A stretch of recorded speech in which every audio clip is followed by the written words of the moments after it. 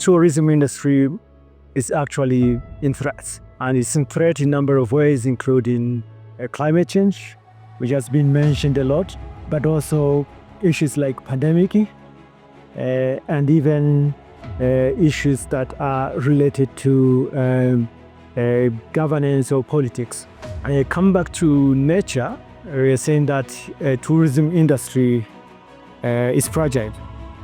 And this workshop is very, very important for the stakeholders who attended this workshop, because there is a need to integrate a nature-based solution in the tourism supply chain. It is very important to practice nature-based solution. It allows it and it enhances those who are living around to see the importance of whatever things that we are doing, and also believe that particular activity belongs to them, and therefore they see the importance of ownership and doing them practical.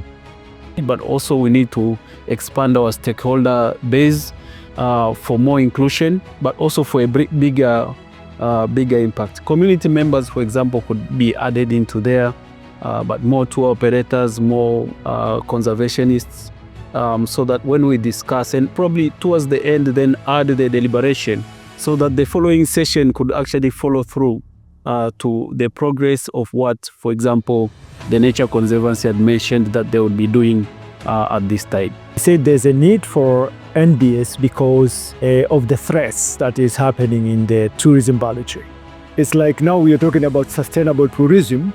They need to understand what is sustainability, and they need to practice.